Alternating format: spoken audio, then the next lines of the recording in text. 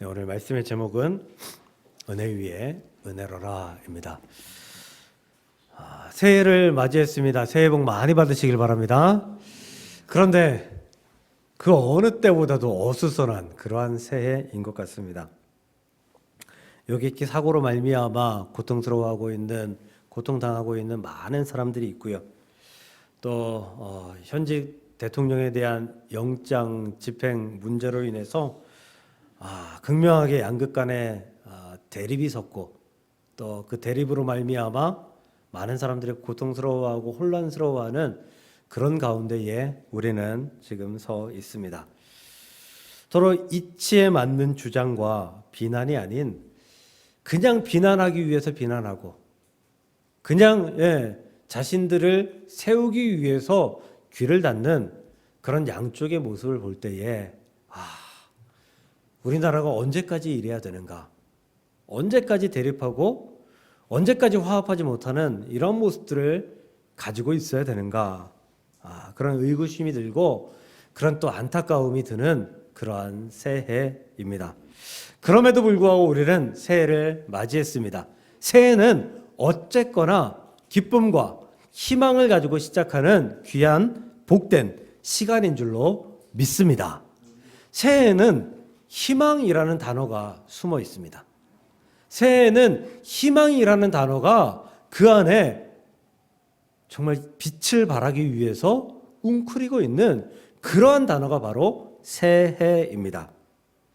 우리 그 새해를 맞이하면서 희망을 가지고 소망을 가지고 더 나은 삶을 살기 위해서 기도하며 애쓸 수 있기를 주의 이름으로 축복합니다.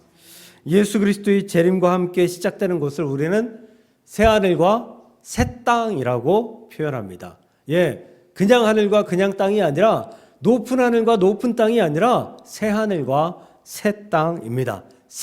새롭다라는 것은 희망인 것입니다. 이 악하고 추한 이 땅 가운데에서 새하늘과 새 땅을 열어주시는 하나님의 역사를 기대하며 우리 그날에 달려가는, 그날을 다가가는 하나님의 백성으로서 어제보다 나은 오늘, 작년보다 나은 올해 정말 더 큰 희망과 소망을 가지고 이 인생들을 펼쳐나갈 수 있기를 다시 한번 축복합니다.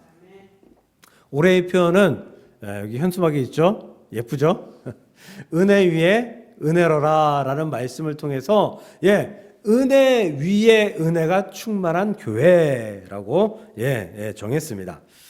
보편적 의미의 은혜는 나보다 높은 사람이 나에게 주시는 사랑, 아니면 칭찬, 축복 이런 것들을 의미합니다.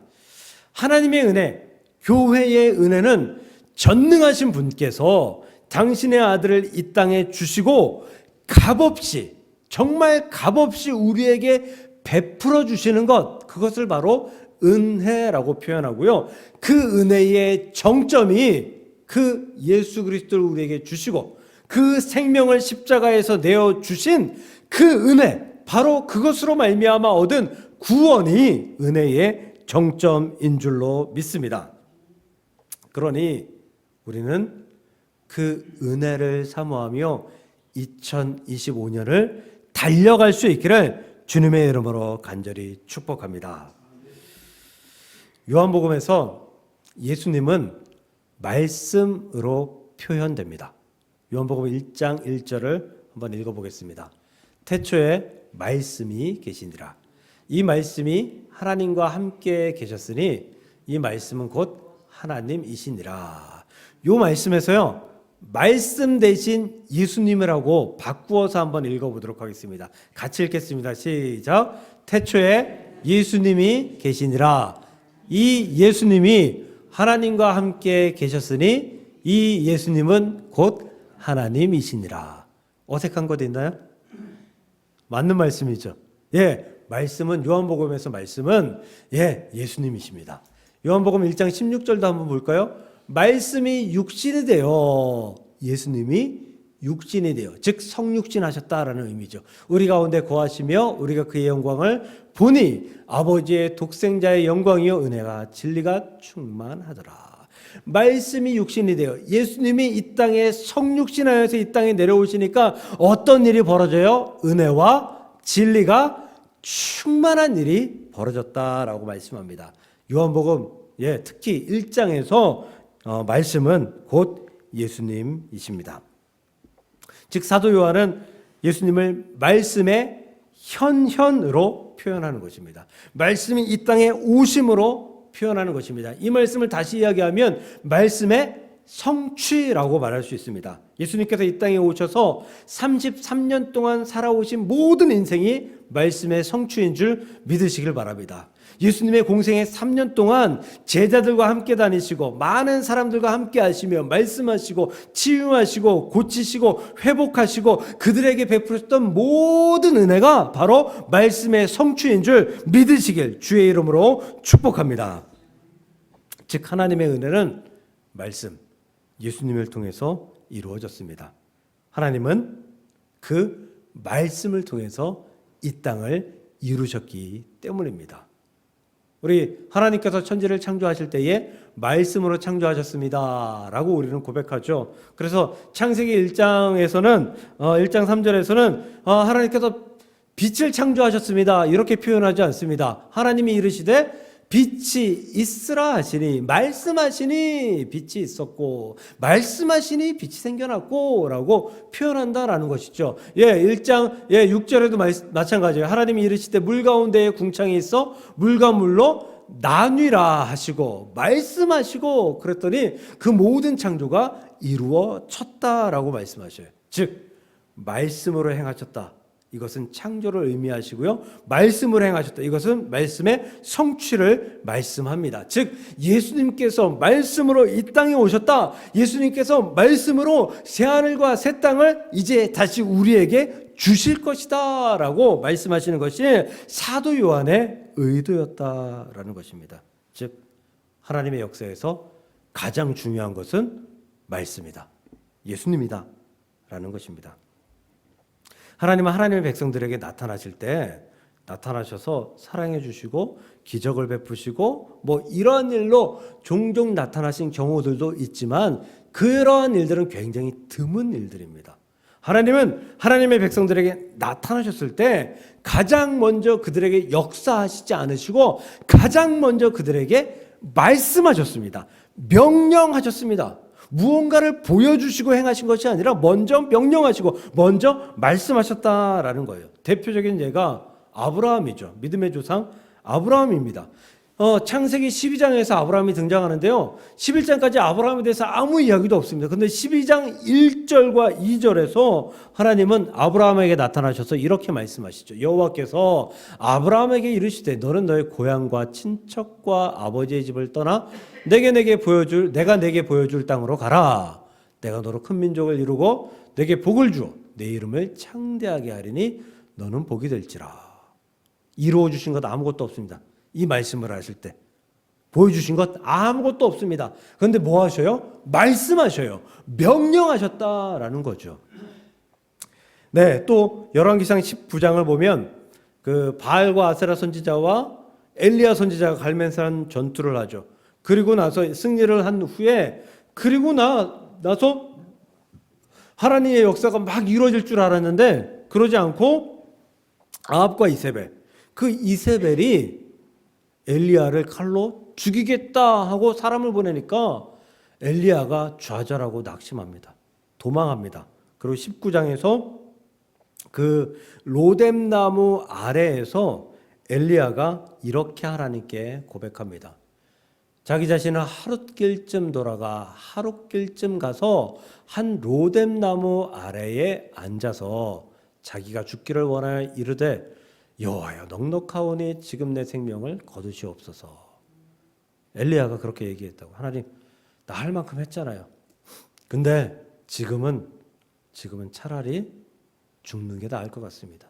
나를 거두어 주시옵소서라고 하나님께 기도하는 거예요. 그 여러분 같으면 여러분이 하나님이라면 뭐라고 응답하시겠어요? 야 힘내라. 내가 너와 함께하지 않느냐.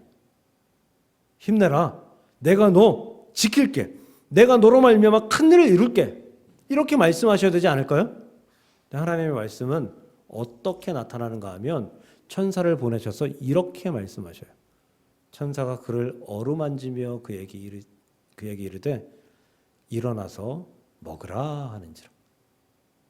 고작 하신다는 말씀이 일어나서 먹으라. 일어나 먹으라. 이거였다는 거예요. 네.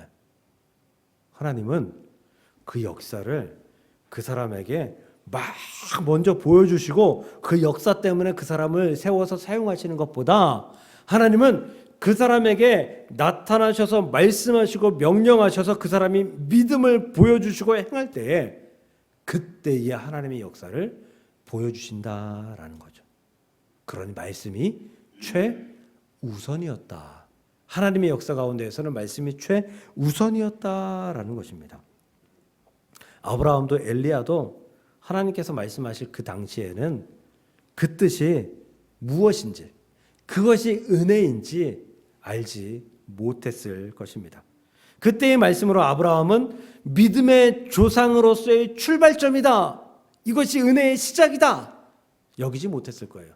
일어나 먹으라 라고 엘리야에게 말했을 때 그냥 하나님께서 내가 죽지 못하고 이렇게 살게 하시나 보다.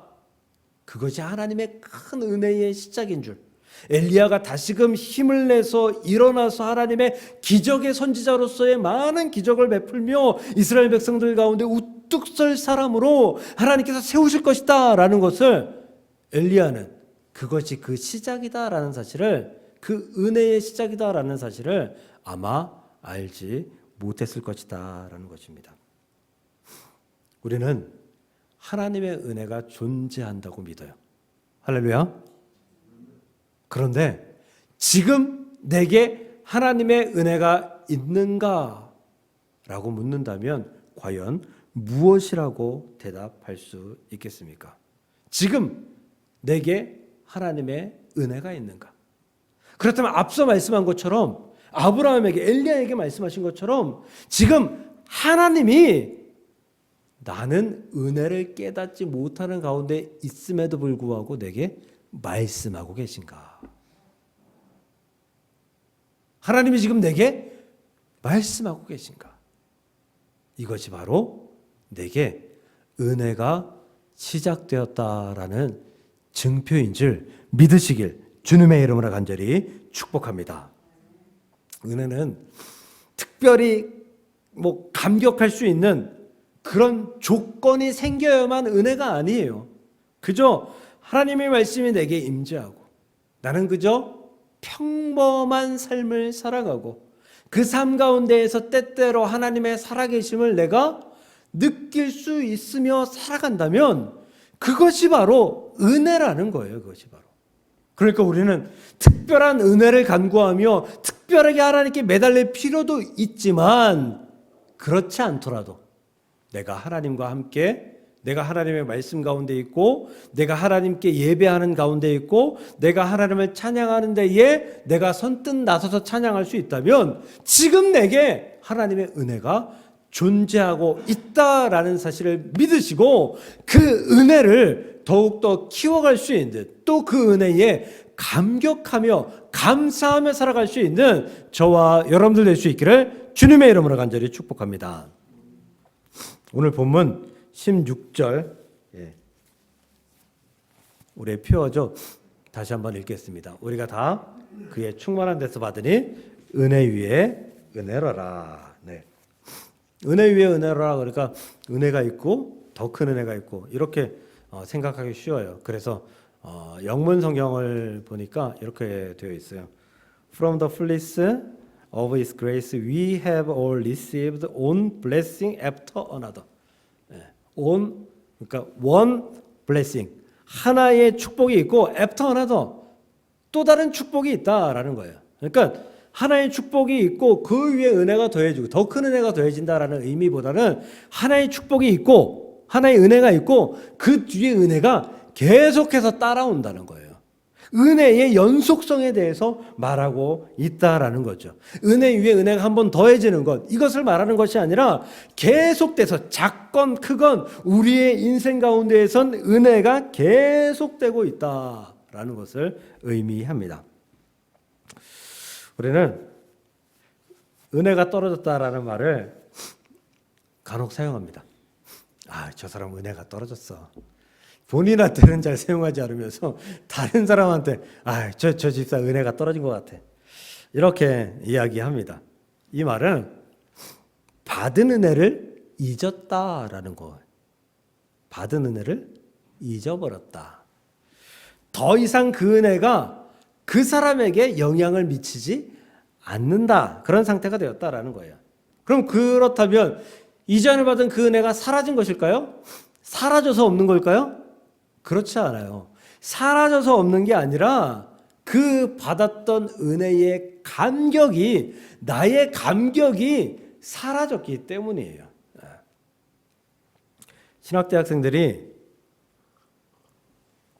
군대를 가면 군대 보직 중에 가장 하고 싶은 게 군종사병입니다.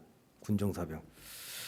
군종사병은 이제 좀 뭐 연대, 사단 이런 급에 가면 교회에서 숙식을 합니다. 교회에서 먹고 자고 교회에서 일합니다. 훈련도 안 받아요. 훈련도 받지 않아요.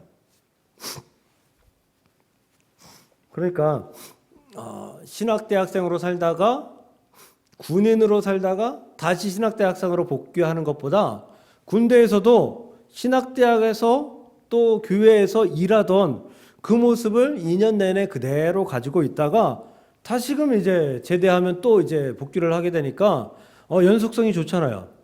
그러니까 신학대학 다니던 사람들은 대부분 군종사병을 하기로 원합니다. 그런데 군종사병은 이제 한계가 있죠. 수가 정해져 있습니다. 제가 이제 일병 마지막 즈음에 그때쯤에 전에 있던 군종사병이 연대 군종사병이 제대한 한두 달, 두 달 정도 남았던 것 같아요. 그때 저에게 군종사병을 하라고 목사님이 군목 목사님이 부탁을 하셨어요. 너무 좋잖아요. 그래서 그렇게 하겠다고. 그리고 이제 시간이 지나가는데 한 달 정도 더 지났을까요? 제가 이제 막 상병을 달았을 때예요. 근데 교회를 갔는데 이런 소문이 들리는 거예요. 서울신학대학교 학생이 우리 부대에 왔대. 그러니까 저는 후배가 온 줄 알고 반가워서 찾았죠. 찾아서 물어봤더니 제가 93학번이거든요. 90학번이래요. 90학번이래요. 그러니까 저보다 3년 선배인 거죠. 무언 군대를 그렇게 늦게 왔는지. 저도 일찍 간 게 아닌데. 근데 3년 선배가 짝대기 하나 달고 2등병으로 교회를 온 거예요. 군기 바짝 들어가지고. 얼마나 불쌍해요. 그래서 한참 고민했어요. 한 2주 고민한 것 같아요.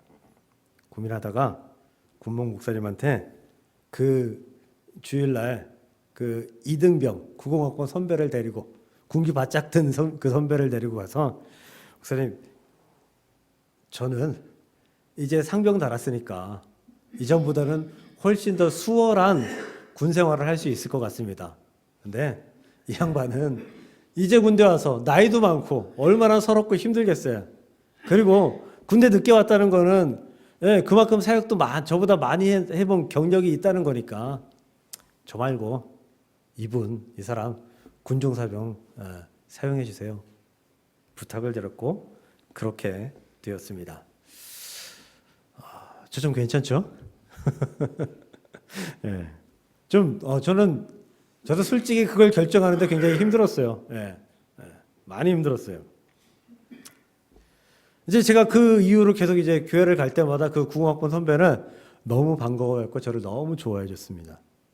그런데 그게 시간이 있더라고요. 어느 정도 시간이 지나니까 그 고마움은 묻혀져 버리고 어떤 게 떠오르냐 하면 야, 내가 선배인데 그것도 3년이나 선배인데 선배 대접해달라는 그런 모습을 저에게 보여주더라고요.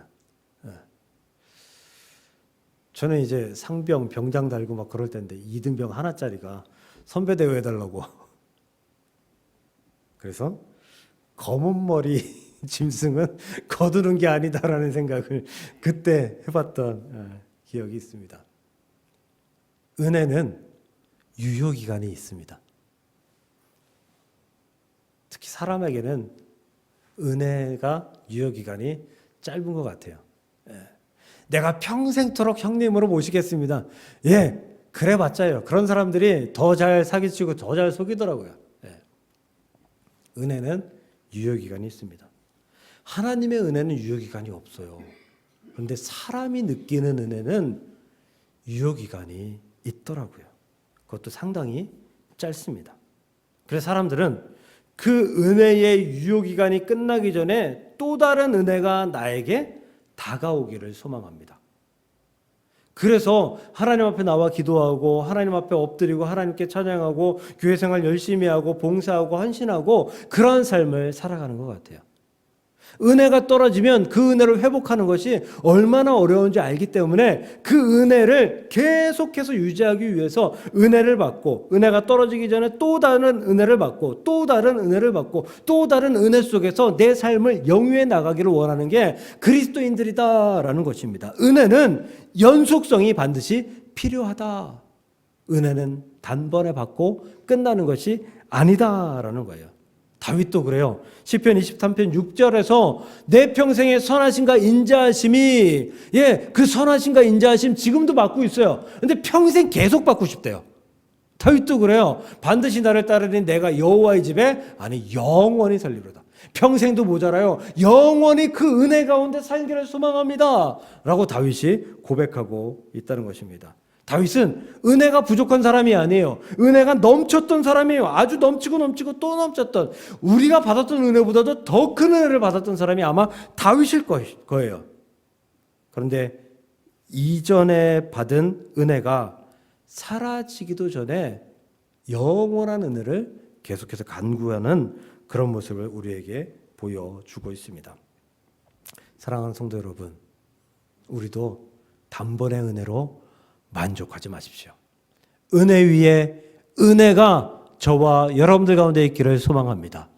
One blessing after another. 또 다른 은혜가 계속해서 우리에게 다가올 수 있기를, 그래서 은혜가 떨어지지 않기를, 그 은혜로 말미암아 평생을 살아갈 수 있기를 주님의 이름으로 간절히 축복합니다. 마지막 세 번째로, 은혜는 선물로 설명됩니다. 선물. 하나님의 은혜는 백성들에게 값없이 주시는 것이에요. 하나님의 은혜는 대가 때문에 주시는 것이 아니다라는 거예요. 즉, 은혜를 위해 하나님과 거래할 수 없는 거예요. 하나님, 내가 이렇게 하면 내게 은혜를 주세요. 이게 안 된다는 거예요. 하나님은 은혜가 필요한 자에게 조건 없이 은혜를 내리워 주십니다. 만약에 조건이 필요하다라고 한다면 그 조건은 은혜가 아닌, 은혜뿐만이 아닌 하나님께서 원하시는, 하나님께서 주시는 모든 것들 가운데의 조건인 오직 믿음뿐이다라는 사실을 믿으시길 바랍니다. 사도행전 8장 14절 이하를 보면요, 그 예루살렘에서 세례는 사람들이 많이 받는데 성령 받는 사람들, 성령의 역사가 나타나지 않는 거예요. 그래서 베드로와 요한이 찾아와서 그 세례받은 사람들을 위해서 기도해줘요. 그랬더니 성령 받는 역사가 막 나타나기 시작합니다. 이것을 본 마술사 시몬이라는 사람이 베드로와 요한을 찾아와서 이렇게 얘기해요. 시몬이 사도들의 안수로 성령 받는 것을 보고 돈을 들여 이르되, 이 권능을 내게 또 주어 누구든지 내가 안수하는 사람은 성령을 받게 하소서. 돈 주고, 내가 돈 줄 테니까 내가 이 기도회에서 안수하는 사람들은 성령 받게, 내게 그 권능을, 능력을 좀 팔아주세요. 이렇게 부탁했다라는 거예요. 그랬더니 베드로가 20절에 이렇게 말씀합니다. 베드로가 이르되, 내가 하나님의 선물을 돈 주고 살 줄로 생각하였으니 내 은과 내가 함께 망할지어다. 하나님의 선물은 돈 주고 살 수 없는 거예요. 하나님이 왜 은혜를, 구원을 우리에게 선물로 주시는 줄 아셔요? 우리가 그 가치를 감당할 수 없기 때문입니다. 세상의 모든 가치를 다 들여도 그 은혜와 그 구원과 바꿀 수 없는 가치를 가지고 있기 때문에 하나님의 은혜는, 하나님의 구원은 선물로 주시는 것입니다. 우리는 간혹 기도하면서 하나님 내가 이런 대가를 치를 때니 은혜를 주시옵소서, 기도를 이루어 주시옵소서 기도합니다. 예, 물론 그런 기도도 해야겠죠. 그러나 하나님은 결코 그 대가 때문에 여러분들에게 축복하고 여러분들에게 은혜를 주시는 것이 아니라 여러분들이 기도하는 그 기도 때문에, 믿음 때문에 여러분들에게 은혜를 주시고 구원을 주시고 축복을 주신다는 사실을 잊지 말기를 주님의 이름으로 간절히 축복합니다. 말씀을 정리합니다. 2025년은 이전보다 더 큰 은혜, 그리고 계속된 은혜로 살아갈 수 있는 우리 목동사랑교회의 성도님들, 그리고 목동사랑교회가 될 수 있기를 간절히 소망하며 축복합니다. 우리 아까 드린 찬송처럼 은혜 아니면 살아갈 수가 없네, 오직 예수뿐이네 라고 고백하면서 은혜로 살아가며 그 은혜에 감사하며 믿음을 하나님께 보여드리며 끊이지 않는 은혜 속에서 살아갈 수 있는 저와 여러분들이 될 수 있기를, 2025년 될 수 있기를 주님의 이름으로 간절히 축복합니다.